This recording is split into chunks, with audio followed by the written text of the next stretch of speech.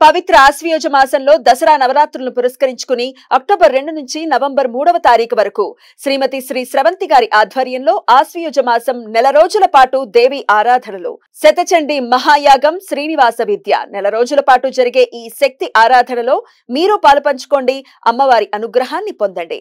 మీ గోత్ర నామాల కొరకు సంప్రదించండి.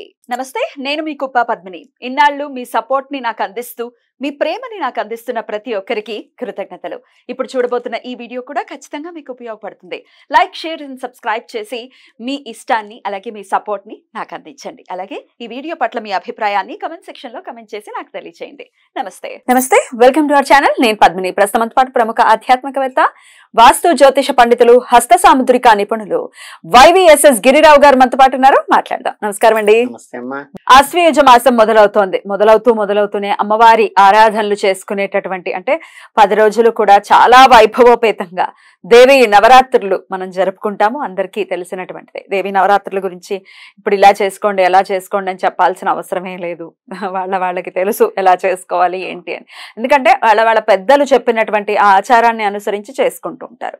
అయినప్పటికీ దేవి అనుగ్రహాన్ని పరిపూర్ణంగా పొందాలి. ఒక్కొక్కళ్ళకి పెద్దవాళ్ళు చెప్పరు, ఏం చేయాలో తెలియదు, కలసం పెట్టాలో తెలియదు, పూజ చెయ్యాలో తెలియదు, చేయొచ్చో తెలియదు, చేయకూడదో తెలియదు. అలాంటప్పుడు అమ్మవారి అనుగ్రహాన్ని పరిపూర్ణంగా ఈ 9 రోజుల పాటు సులభతరంగా పొందేటటువంటి విధానం ఏదైనా ఉందా అండి? అంటే అమ్మా, ఇప్పుడు నవరాత్రులు అనేది ఏంటంటే మీరు చెప్పినట్టుగానే చాలా మందికి, కొంతమందికి ఏంటంటే 9 రోజులు దీక్షగా ఉండి కలసం పెట్టుకుని చక్కగా భూశయనం చేస్తూ, ఏకభుక్తం చేస్తూ, బ్రహ్మచర్యం చేస్తూ పాటించేది వాళ్ళ ఆచారంలో ఉన్నప్పుడు ఖచ్చితంగా అది ఆనవాయితీ మాట కన్నా ఫాలో కావాల్సిందే. కొందరికి ఏంటంటే ఇప్పటిదాకా ఆనవాయితీ లేదండి, ఇప్పుడు మేమేం చేసుకోండి అంటే చక్కగా మీరు అమ్మవారి పటం ఇంట్లో పెట్టుకుని, అంటే మనకి మంచి చెరుగ్గడ లాంటిది పట్టుకుని రాజరాజేశ్వరి అమ్మవారు ఉంటుంది కదా, అట్లా తీసుకుని కనుక ప్రశస్తంగా మనం రోజు కూడా మీకు ఏది వస్తే అది, మీకు అష్టోత్తరం వచ్చు, లేకపోతే సహస్రం వచ్చు, లేకపోతే చండీ సప్తశక్తులు అంటే ఏంటంటే నోరు తిరక్కపోతే చేయబాకండి, చేయగలిగిన వారిని చేయండి తప్పితే మీకు ఏదైతే అమ్మవారిని శ్రీమాత్రే నమః అనుకున్నా సరిపోతుంది, లేకపోతే ఓం శ్రీం శ్రీ అయి నమః అనుకున్నా సరిపోతుంది మంత్రం. అలా మీకు ఏదైతే నోటికి స్పష్టంగా వస్తుందో, ఏదైతే మీరు చేయగలరు, లలితా సహస్రనామం చేయగలిగారు, మీరు ఏదైతే వస్తుందో రెగ్యులర్గా అది మీరు చెయ్యగలను అని దీక్షగా అనుకున్నప్పుడు ఉదయం పూట కానీ సాయంత్రం పూట కానీ ఒక నియమం పెట్టుకుని ఆ నియమంగా చెయ్యండి. అది ప్రధానమైన పద్ధతి. లేదు అది కూడా చేయలేమనుకున్నారనుకోండి, అంటే ఏంటంటే మనకి కొన్ని సాత్వికమని తామసికమని రకరకాలు ఉంటాయి. ఇప్పుడు నారాయణ మంత్రం చేయాలనుకోండి తులసి మాలతోనే చేయగలరు, శివమంత్రం చేయాలనుకోండి రుద్రాక్షలతో చేస్తారు, అమ్మవారి మాల చేయాలనుకోండి మీకు తామర తోడులో ఉంటూ వస్తుంది మృణాలని అంటారు, పద్మమాల అంటారు, దాంతో చేస్తారు తామరమాల. అలాగేంటంటే అమ్మవారికి మాత్రమే ప్రశస్తమైందంటే సాత్విక దేవతలు ఇప్పుడు విష్ణుమూర్తి ఉన్నారంటే ఆయన నిమ్మకాయన మాల వేరు, కానీ అమ్మవారికి ఇదేంటంటే అమ్మవారి క్షేత్రాల్లో ఏదైతే శక్తి క్షేత్రాలు ఉంటాయో అక్కడ మాత్రమే ఉపయోగించేటువంటి ఒక వస్తువు ఏమిటంటే నిమ్మకాయ. పులుపు అన్నది మామూలుగా అమ్మవారికి మాత్రం ఉపయోగిస్తారు, చాలా ప్రీతి అమ్మవారికి. అందుకని ఏంటంటే నిమ్మకాయలు మాల వేస్తారు. ఇంకోటి ఏంటంటే మన అమ్మవారి గుడిలోకి వెళ్ళినప్పుడు ఏంటంటే మన నిమ్మకాయ తీసుకెళ్ళి ఇస్తే చక్కగా అక్కడ పెట్టి ఇస్తారు, లేదా అక్కడ మామూలుగా రోజు ఉంటాయి, మీరు వెళ్ళినప్పుడు కనుక అడిగితే నిమ్మకాయ ప్రశస్తంగా తెచ్చుకుంటారు. ఈ శాక్తే ఉండేటువంటి స్థానాలు ఏంటంటే నిమ్మ అనేది ప్రధానం. అందుకని ఏంటంటే మనం సాత్వికం చేసేటప్పుడు దీపారాధన వేరుగా ఉంటుంది, మనకేంటి దోష నివారణ చేసి ఉప్పు దీపం అనేది సపరేట్గా ఉంటుంది. అలాగేంటంటే శాక్తేయానికి సంబంధించి అమ్మవారికి సంబంధించి ఏంటంటే మీరు నిమ్మకాయని కనుక ఇలా వెనక్కి ఒలిచి దాంట్లో గనక మనం దీపారాధన చేస్తే ఏంటంటే ఇదేంటంటే కొన్ని రకాలైన దోషాలని అమ్మవారు నివారించడానికి వీలవుతుంది. ఇది కూడా ఏంటంటే మనకి రాహుకాలం అని ఉంటుంది, ప్రతిరోజు ఉంటుంది. అదేంటంటే మామూలుగా ఇప్పుడు సోమవారం తీసుకున్నారనుకోండి 7:30 నుంచి 9 దాకా వస్తుంది. నెక్స్ట్ ఈ మీకు 9 నుంచి 10:30 దాకా ఏంటంటే శనివారం వస్తుంది. శనివారం ఎప్పుడండి? 9 to 10:30. శనివారం వచ్చి నెక్స్ట్ వచ్చేసి ఏంటంటే 9 నుంచి 10:30 దాకా వస్తుంది.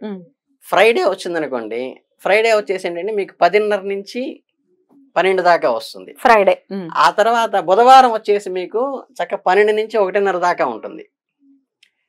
తర్వాత మనకి గురువారం వచ్చేసి ఏంటి 1:30 నుంచి 3 దాకా ఉంటుంది. తర్వాత మంగళవారం వచ్చేసి ఏంటంటే 3 నుంచి 4:30 దాకా ఉంటుంది. ఆదివారం 4:30 నుంచి 6 దాకా ఉంటుంది. ఇది స్టాండర్డ్. రాహుకాలం అనేది ఇది పర్ఫెక్ట్ ఎప్పుడు మారదు. ఈ వరుస కనుక మనం గుర్తుపెట్టుకుంటే అంటే సోమ, శని, శుక్ర, బుధ, తర్వాత ఏంటంటే మనకి గురువారము, మంగళవారం, ఆదివారం ఈ వరుసలోనే వస్తుంది. ఇవి స్టాండర్డ్ అనమాట. కనుక ఏంటంటే అది గుర్తు పెట్టుకుని మనకి ఈ నవరాత్రుల్లో మీకు 2 రోజులు మాత్రమే మళ్ళీ రిపిటేషన్ అవుతాయి. ఎందుకంటే 9 రోజులు కాబట్టి మిగతా అవన్నీ అవే స్టాండర్డ్ వస్తాయి కాబట్టి ఆ టైంలో కాస్త మనం ఫ్రెష్గా శుచిగా మనకి స్వచ్ఛమైన నిమ్మకాయని తీసుకుని దాన్ని వెనక్కి ఒలిచి గనక దానితో గనక దీపారాధన గనక చేసినట్లయితే గనక ఏంటంటే చాలా వరకు దోషాలు మనకేంటంటే బాగా చీడపేడగా ఉండి చాలా ఏదో ఎవరో దిష్టి తగిలింది, మనకి ఏదో కలిసి రావట్లేదు, ఏది అంటుకున్నా సరే ముందుకెళ్ళి వెనక్కి అక్కడ దాకా వెళ్ళి వెనక్కి వస్తుంది, ఇలా ఉంటాయి. అక్కడ ఫిజికల్గా ఏమీ కనిపించదు, జాతకంలో ఏ దోషం ఉండదు. కానీ ఏంటంటే నిరంతరం ఏంటంటే ఈ పక్క వాళ్ళ దృష్టి పట్టడం వల్ల వచ్చేటువంటి దోషం ఏదైతే ఉంటుందో తాంత్రికంగా ఈ దోషాన్ని ఎదుర్కొట్టినట్టుగా బాగా పర్ఫెక్ట్గా పనిచేస్తుందమ్మా ఇది.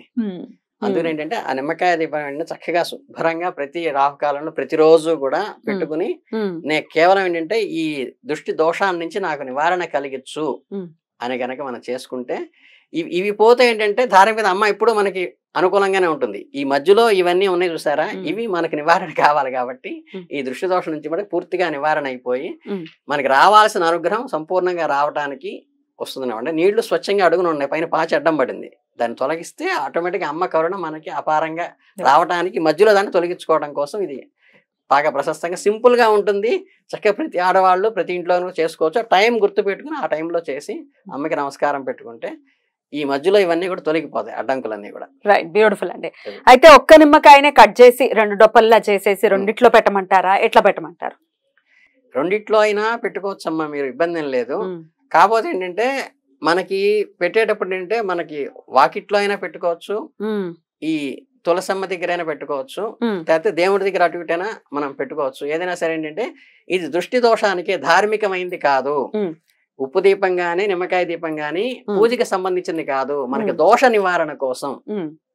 అది గుర్తు పెట్టుకోవాలి. సో ఇంట్లో కూడా పెట్టుకోవచ్చా అండి? పెట్టుకోవచ్చు, ఇబ్బంది ఏం లేదు. అంటే దేవుడు మందిరంలోనే పెట్టాలి, లోపల కదా, ముందు అసలు దేవుడి గుళ్ళోనే పెట్టుకోవాలి తప్ప ఇంట్లో పెట్టకూడదు, అలా ఏం లేదు. ఇట్లా రకరకాలమైనది దేవుడి దగ్గర పెడతాం. దేవుడి దగ్గర పెట్టేది ఏంటంటే ఆజ్యంతో కూడినటువంటిది, త్రివర్తి సంయుక్త 3 వత్తులతో నలిపేటింది, దేవుడికి ఆరాధన కోసం పెడతాం.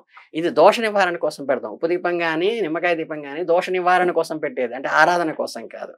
కనుక ఏంటంటే మనకి చీడ పీడ ఇవన్నీ తొలగిపోవటం కోసం పెట్టేది కాబట్టి ఇది మందిరం ముందు కానీ, లేకపోతే వాకిట్లో గడప ముందు కానీ, లేకపోతే పెరట్లో అక్కడ కానీ అక్కడ పెట్టుకోవచ్చు, చక్కగా పెట్టుకోవచ్చు. అర్చన చేసేటప్పుడు పెట్టేది కాదు ఇది, రాహుకాలంలో. రైట్. నేను ఒకసారి టైమింగ్స్ సండే టు సాటర్డే ఎప్పుడు వస్తాయి ఒకసారి చెప్పేస్తాను. దీన్ని చక్కగా మీరు స్క్రీన్ షాట్ చేసి పెట్టేసుకోండి, మీకు ఇంకేం ఇబ్బంది ఉండదు. రాహుకాలం ఎప్పుడు డౌటే, ఎప్పుడు వస్తుందని ఒకసారి నేను చెప్పేస్తాను, మీరు చక్కగా స్క్రీన్ షాట్ చేసుకోండి. ఆదివారం 4:30 నుంచి 6 వరకు సాయంత్రం, సోమవారం 7:30 పొద్దున్న 7:30 నుంచి 9 వరకు, మంగళవారం మధ్యాహ్నం 3 నుంచి సాయంత్రం 4:30 వరకు, బుధవారం మధ్యాహ్నం 12 గంటల నుండి 1:30 వరకు, గురువారం 1:30 మధ్యాహ్నం 1:30 నుంచి 3 వరకు. డెఫినెట్ గా ఈ 9 రోజులు కూడా అమ్మవారి ఆరాధనలు ఎటు చేసినా చేయకపోయినా ఈ దీపారాధన అయితే చేసుకోవచ్చు కదా, ఏమండి? రైట్ రైట్ అండి, చాలా చక్కగా వివరించారండి, కృతజ్ఞతలు, నమస్కారం.